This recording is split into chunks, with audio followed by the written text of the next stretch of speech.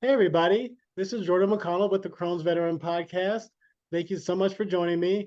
I am honored and delighted to have my new friend, David Freedman, here today to talk about his amazing book, The Laws of Success. David, how you doing, sir?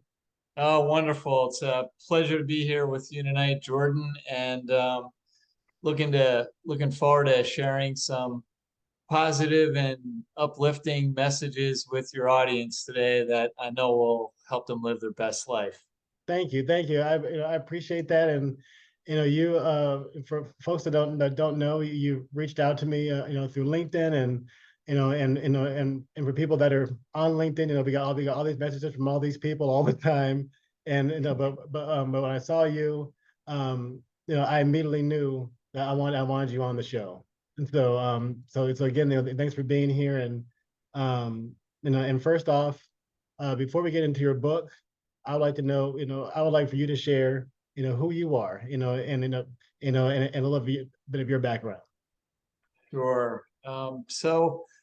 As far as my background goes, my my college days, undergrad, I went to Penn State. I was an accounting major. I then went to Drexel University for my MBA. Have a background, concentration in marketing, and then from there went into finance, and that's where I've spent most of my career, sort of in the financial analysis area. But in addition to that, I'm also an author, motivational speaker, and a successful entrepreneur as well. I Although it didn't start out as a success, it was quite a story. So what I inherited, but actually a result of that whole experience, I think, triggered a lot of these kind of laws of success that I think can help your listeners. And just like a quick little background about that. So, um, you know, I was always kind of fascinated with the idea about owning my own business, but it's a little bit of a scary thing. Right. And my first job out of college was with the Campbell Soup Company, and I was having great success there. I was getting promoted one or two levels every year, and things Cool, were going cool. great. And the very first department that I was in, I was fortunate. I was in came in through this management trainee program where I got to rotate through a different department every 6 months for 2 years before I kind of settled into position. And it was good because honestly, I didn't really know exactly what I wanted to do. Right, And right. but the first department I was in was pretty much, I'll say, dominated by folks that were there 30, 35 years or longer, a lot of long timers. And many of them were getting very close to retirement. And then there were some tough financial times, and these folks that needed just like a couple more years to get them set were let go. Oh, wow. And yeah, and I was like, my goodness, if that can happen to them, after, and they were good people, gave the company, decades of their life, and just got me thinking of like, I've I seen, excuse me, I mean, and not to cut you off, but I've yeah, definitely seen that, those seen that in my own life, I had somebody, close to me that was a VP, for mhm, for a company, and and they had made millions of dollars, for this company, right? And yep, so, and they know, and their own, administrative assistant, was like, excuse me, HR wants to talk to you, and it's crazy. So I was like, wow. So the same thing, if something like that could happen to a person like that, I was like, right. it gets the gears turning. Absolutely. And so, when I saw that, it really got me thinking of like, I don't want, I want to have some control over my destiny. And I spent actually quite a few years kind of first going back and forth in my head of like, okay, I got to do this. I'm afraid, and it was a little hard to take the leap. And I spent quite a few years just looking at businesses, trying to find one that appealed to me. And I ultimately, I guess it was probably about 5 or 6 years later, finally, give or take, from the time I sort of thought of this idea of going into business by the time to the time where I finally got one. And what I ended up getting was a fitness center, which for me, I'm a real health nut. Folks that know me, they call me Super Dave, the way I work out and eat so healthy and all that kind of stuff. And so That'd be very aspirational over on this side. yeah. So I'm really into working out, eating healthy and everything. And so I thought this business, was like a really good fit for me. And with my finance background, I had the ability to review all the financial records, kind of understand what was going on, right? So I looked it all over, passed passed the test, and make settlement on this business. Mhm. And it turns out I'm like, okay, where are the sales? Where are the sales? The sales aren't coming in, right? Oh, And turned out I was given fraudulent financial statements. oh So no. so this business, I guess I was about not yeah about 31, a little over 31 years old when I bought it, so still pretty young in my career. And this business is I mean, how did you feel when you feel, that day, that day when that happened, when you actually realized, these, yeah, there's, I was, and this was a misrepresented, to me, yeah yeah, yeah how did you and, feel? yeah. So I'll tell you how I did, and I think this will, I think the things I'm talking about apply to like really any situation in life, not just business or anything. So Sure. this business was bleeding money. Um, I had a lease that was like $100,000 a year that I was on the hook for, which is a lot of money at any age. But when you're like 31 years old, it's That's a lot um, of money. pretty scary, and I, a lot of things. I was angry. I was upset. I'm not ashamed to say it. I cried at night, Mhm. and and um, and I complained to everyone that would listen, you know, and I called an attorney, found like the best attorney in the area, okay, like he's gonna get me out of this mess, like my mommy and daddy couldn't get me out of this thing, Right. and he looked into it, and it turned out that the person I bought the business from didn't have any money. So it's like, so I sue him and I win. It's like I Right. get nothing, right? So I Yes. was I mean, kind of so stuck. yeah. So in that case, though, was it just trying to look, well, now that I have it, now, like, how can I grow it? How can I build it? How can I scale it type thing? Yeah, yeah. And so I'll say it took me a while to sort of get to that point. Like I said, I was very upset, um, complained all the time, and just the more I complained, the more I felt sorry for myself, just the worse things Mm. got. And that, And that's with Crohn's and IBD. Like, you have to be very careful because it's a chronic condition. It's permanent, lifelong. yeah, Ebbs and flows, and and you can find yourself, myself, saying, just letting how you feel. Yeah, just not good energy. So it is. So to be it, very careful with that. yeah. And so, I finally got to the point where just like complaining and feeling sorry for myself isn't working. Things just kept getting worse. And so, I just realized I've got to stop complaining. I've got to stop feeling sorry for myself.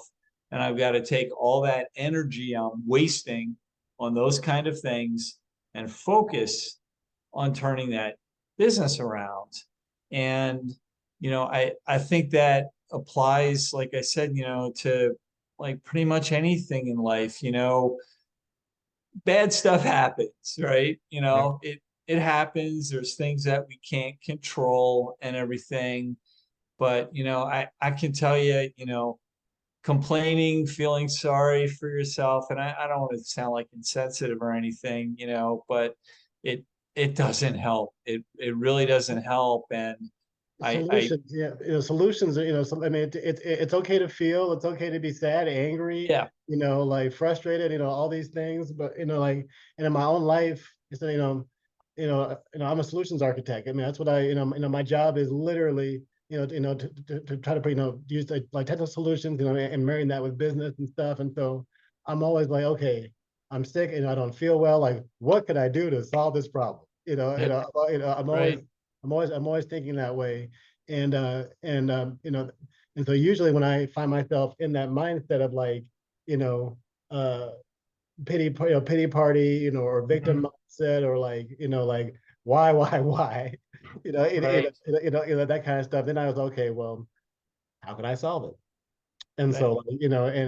like, so, I solve it by, talking to folks like you about, how to, turn your life around, and, and have a different perspective. I talk to nutritionists. I have this podcast to, it's kind of almost like a therapy, just to, Hmm. break bread with people that are going through similar experiences and stuff. And so it's just, it's a kind of a journey, to find different solutions that, that serve me best. Right. Yep, yep. And so I write these, I call them laws of success, if you will. And one that sort of ties into all the, I'll say complaining, feeling sorry for myself, was I call it the law of complaining.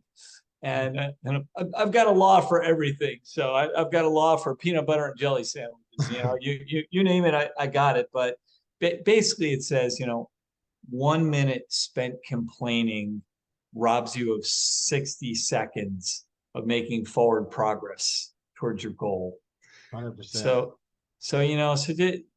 I'd say to people, remember that, it's okay to be upset for a little while. You can't just keep everything inside, but don't let it, rule your day, um, and put it behind you, and take all that time spent, I'll say complaining and being upset, and divert it towards something positive in your life. And Yeah, you yeah, know what yeah, and so in that vein, what, how did you become, author Super Dave? yeah, so I it's really just a gradual process, over time. And again, I think, I think one of the things I've learned, through my life is just, and people tend to forget this, and it's usually the simple things, like things that are easy. They're easy to do, but they're also easy not to do, right? Mm, And I think, and I think in general it's subconsciously, but like the first thing we do when we wake up in the morning, either consciously or subconsciously, is we decide whether to be positive or negative. How do we want to approach the day, right? And there's a saying, I don't know who said it, but you can't get positive results with a negative attitude. mm, And I have my own, law of success. I call it the law of attitude. And it's really, I really, for the most part, almost, I've written over like 50 of these laws of success, and almost without exception, I wrote every one first to help me personally deal with a situation, to help me through it. How can I look at it in a way that propels me forward rather than, pulls me back? And this law of attitude, as I call it, that I wrote, goes like this: how things appear to the naked eye doesn't really matter. It's the lens you decide to view them through that counts. And that will make all the difference. And I can't stress that enough. people forget, like, your attitude is a choice, It is. people, It is. It is. yeah.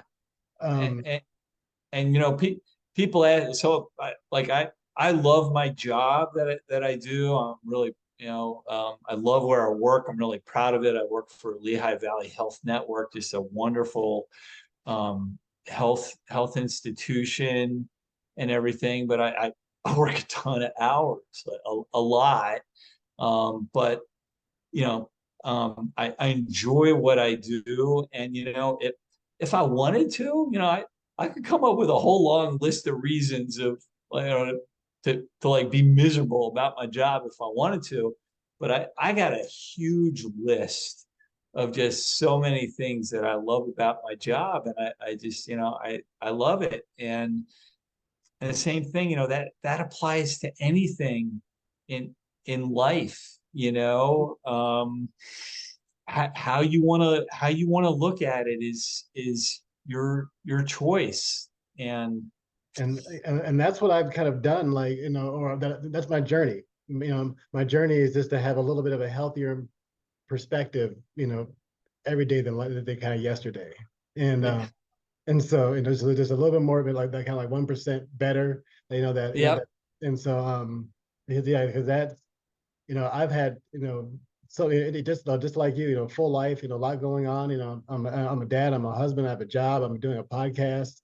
I have, other ideas too that I'm working on, and so I find myself, um, just burned out, burned out on top of being sick, and right, type thing. And so I and so that just caused me, just completely emotionally dysregulated, type thing. And so yeah, now, so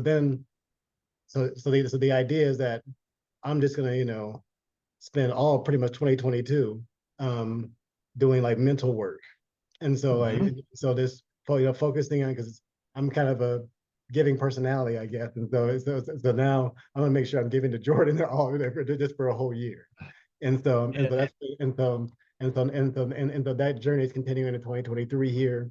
And so, doing more eating, kind of mentioned what you were saying earlier, eating better, going to the gym more, those kind of things. Because the idea is that, it's kind of believing what's possible. I really do hmm, believe I can be a lot healthier. I can gain some more weight. I can have a, better quality of life, and it's, so I'm gonna go get it, type thing. yeah. I mean, and that just ties into, just share another one of my laws of success of just, we we tend to in life, I think, focus on, just the relatively small number of things that we don't have control over. We don't have control over everything, but we focus on those couple of things, and usually they're not good things, right? These couple of things we can't control, and we just focus on them. We let them ruin our day, our week, our month, our year, our life in some cases, right? Rather than the so many things that we have control over. And this, if this helps folks, this one law that I wrote, I call it the law of destiny. And it goes like this: when you focus on the many things you can control rather than the few things you can't, you gain control over your destiny. And that's what I did with this business. This thing was losing a ton of money. It was scary, I have to tell you. And what I did was I I basically I sat down, eventually after I stopped feeling sorry for myself and complaining, and I took out a sheet of paper. And in the center, I drew a little circle which represented the customer. And then I drew a big circle around it, and made like these little pie slices. And then I filled in each slice with, what are the different things that I have control over that, can influence my customers, the ones I have to keep them, as well as what are the things I can do to get more of them. Mm-hmm. And and there are some things I couldn't, I couldn't control what my competition does, I couldn't control that. But there's so many things, and none of them were, I'll say, really spectacular. It's like the simple little things in life done well, Mm. consistently make make all the difference. And so I did a little research, nothing hard. And this was really before the internet was real popular too. So it goes back a ways, but it was like, okay, so what's like the most important thing to women in a gym or a fitness center? And it was actually, what it wasn't the equipment, it was actually cleanliness. Mm. And what was the most important thing for guys? Actually, for the guys, equipment at the time ranked first, and cleanliness was number two. So those were slices in my pie, of what I control, cleanliness and And equipment, equipment. Mhm. So, simple things, right? You didn't have to be Albert Einstein. I put policies in place, for, my employees, or my team members, as I like to call them, as well as myself, of, you know, keeping the facility clean. And, I remember when I took it over and just getting a little bit of training from the previous owner. And he was telling me, like at the end of the night, you go around after everyone leaves, wipe down the equipment, get everything nice and clean for the next day. And, I thought about that. It's like, you got like tons and tons of people coming through here, sweating on the equipment, and like, they don't see you cleaning it if you're just doing it at Right, night, right. So yes. right? Hmm. So I told my team, so guys, when we're not tied up training someone, helping a customer, get out there and clean. And I did it myself too. Like I said, we want people to see us cleaning. And I recognize this. This talk isn't about cleaning or anything, but No, but the it's the still important. the concept of little things that you have control over, that can make a really big difference in your life. And that was just one of many, just small little things. And these little things compound and stack up over time, and make a huge difference in your life. And you were talking a little bit about talking about being healthy and eating right and all that kind of stuff. Um, it's been a little while, but the last time I had my body fat tested, I was 4.1%, which is like super lean, and I'll say I'm proud of that, but I didn't do anything spectacular. I just consistency. I work out pretty hard 6 days a week. I have kind of sort of an easy recovery day on the Mm. seventh, and I eat extremely healthy. Not that I don't treat myself once in a while, there's a balance there. But I eat extremely healthy. And when you do that day after day, and the days add up to weeks, months, and literally decades, that's the result that you get, and Mhm. It's kind of uh, like it, the whole like planting seeds and bearing fruit, right? exactly, and what one of my laws, I really, I like this one. I call it the law of excuses. And this was one, again, I wrote to help myself through some tough times. And the way this one goes is, in the history of mankind and womankind, not a single excuse ever achieved a goal. Goals are achieved from the summation of consistent, focused, thoughtful, and unspectacular actions repeated day after day. And I want to emphasize the word unspectacular. Um, most like really great things, not all of them. There's always exceptions to things. It's really just a bunch of small things that most people don't want to do, um, and doing them well and doing them consistently. You know, Yeah, And like I would say like 2 points. One, is with Crohn's and talking about what you can control and what you can't control. It's it can be very empowering to somebody who's living with active symptoms.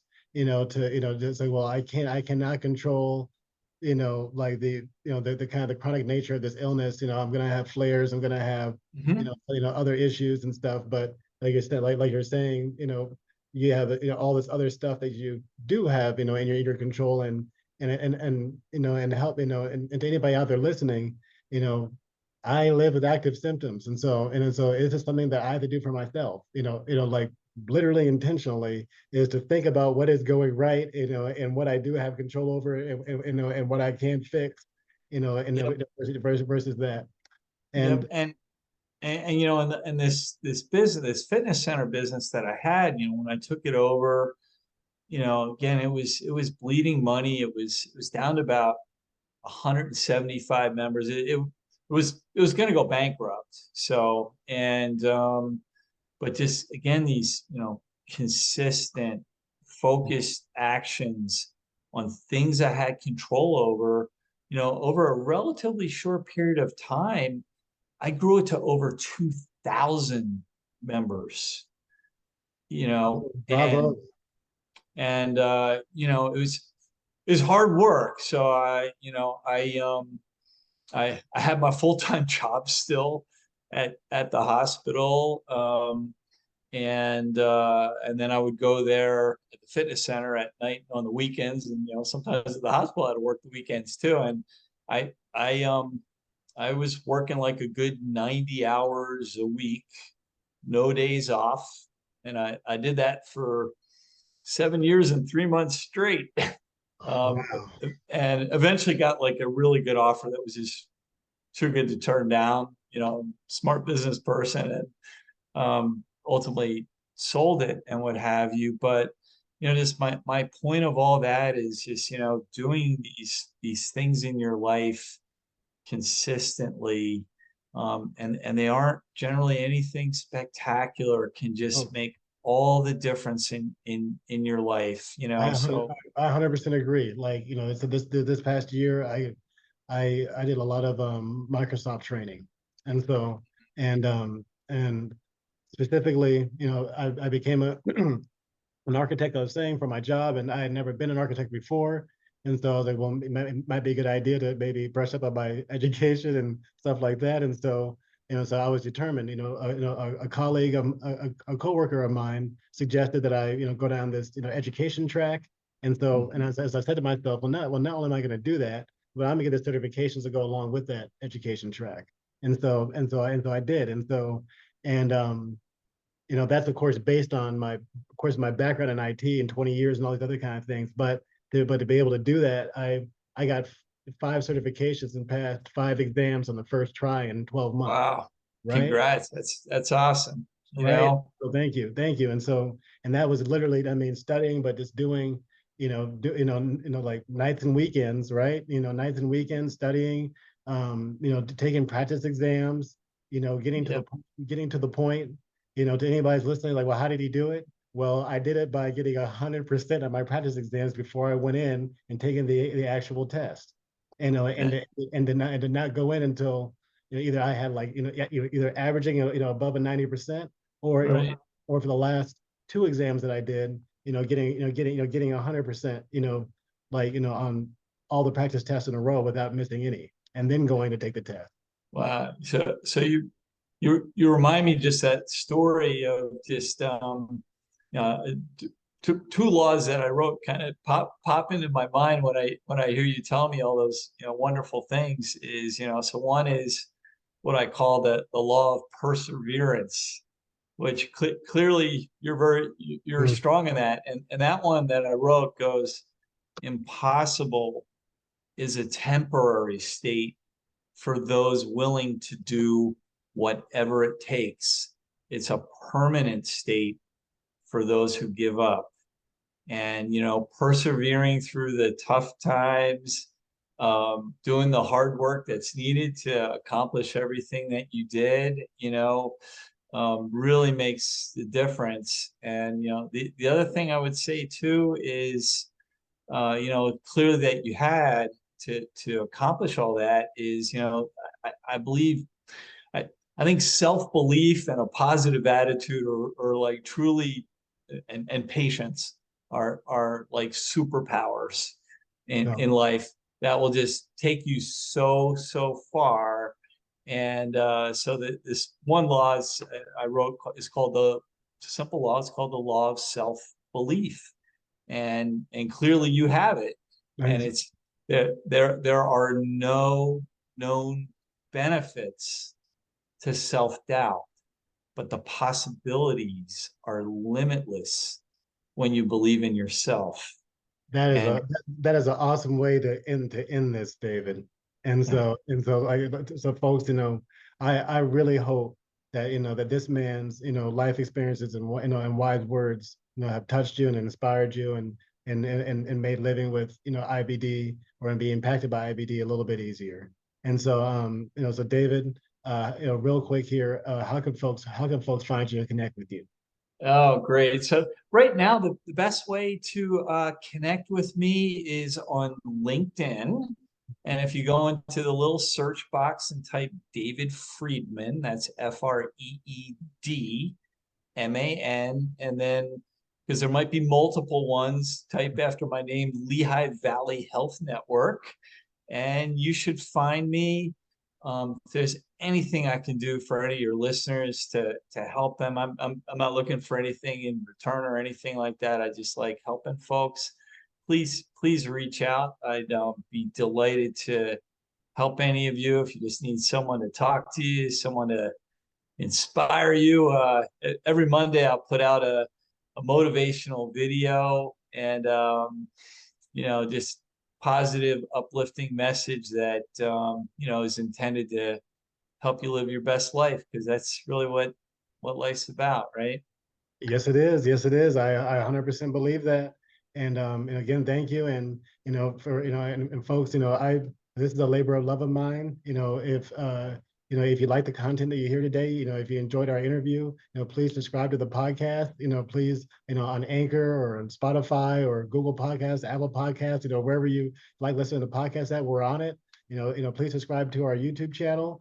I'm trying to grow that too. I'm going to be doing more content on my YouTube this year. So please check that out. Of course, you can go to my website. It's www.crohnsveteran.com, where you'll be able to check this episode out when it gets published, along with other cool things that I'm doing on there. You can check out the Crohn's Veteran Store.com, for great Crohn's colitis merch. So you can help me raise awareness for IBD all over the world. And so again, David, thank you for joining me, and to everyone out there, peace and love. Over and out. Absolute pleasure. Keep up your great work, Jordan. So you're really making a difference out there. Great job, buddy. Thanks, David.